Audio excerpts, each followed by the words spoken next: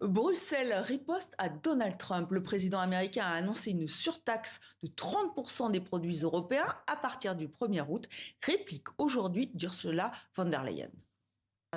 Les États-Unis nous ont envoyé une lettre avec des mesures qui entreraient en vigueur, sauf s'il y a une solution négociée. C'est pourquoi nous prolongerons également la suspension de nos contre-mesures jusqu'au début du mois d'août. Dans le même temps, nous continuerons à nous préparer aux contre-mesures afin d'être parfaitement prêts.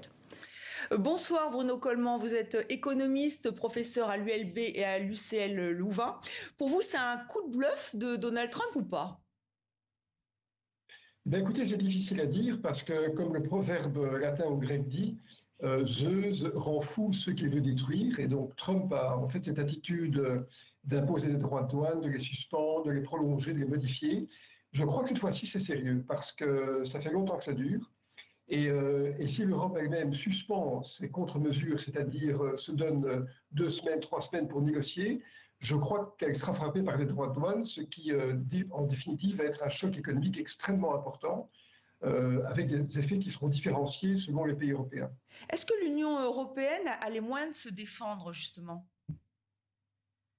Non, nous avons 2 problèmes. D'abord, c'est vrai qu'en matière de biens, nous sommes exportateurs nets vers les États-Unis, donc le diagnostic de Trump est correct. C'est l'inverse pour les services, mais ce qu'il vit, ce sont des biens. Et d'autre part, nous sommes dans des logiques économiques très différentes. La France, par exemple, est très ferme dans la mise en œuvre de contre-mesures, mais 2 autres pays, à savoir l'Allemagne et l'Italie, ont des positions beaucoup moins tranchées, pour 2 raisons. Parce que d'abord, l'Allemagne verrait, avec les droits de douane, ses exportations en matière de voitures automobiles donc chuter très fortement, et l'Italie verrait aussi un problème dans le domaine alimentaire. Et donc, toute la difficulté pour la Commission, c'est d'adopter une attitude attentiste, sans créer une dissension au sein des pays européens. Et c'est pour ça que Ursula von der Leyen est très prudente. Puis un autre problème qui frappe l'Europe, c'est que Ursula von der Leyen n'est pas considérée, je crois, comme étant une interlocutrice, on va dire, naturelle pour les Américains. Ils préfèrent des négociations pays par pays, ce que bien sûr les Européens ne sont pas prêts à faire. Donc c'est une situation très compliquée pour l'Europe, je crois. Donc très compliqué. Là, on voit bien que la Commission européenne essaie de temporiser. C'est une bonne méthode ou pas ?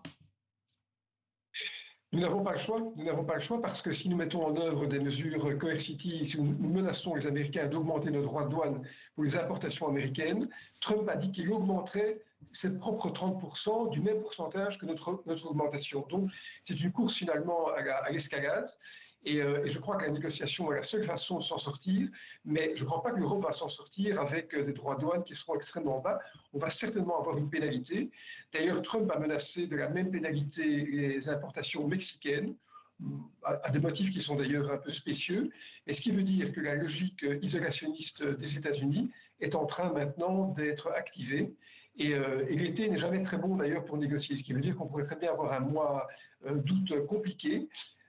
Et puis à cela s'ajoute un autre élément, c'est que Trump veut tout et son contraire. Il veut réindustrialiser les États-Unis en disant aux Européens, mais venez chez nous. Il veut un dollar qui est faible, il veut faire financer sa dette américaine. Donc on est, je pense, au bord d'une situation extrêmement chaotique et nous n'avons pas d'autre choix que d'être dans les négociations et dans l'attentisme, malheureusement.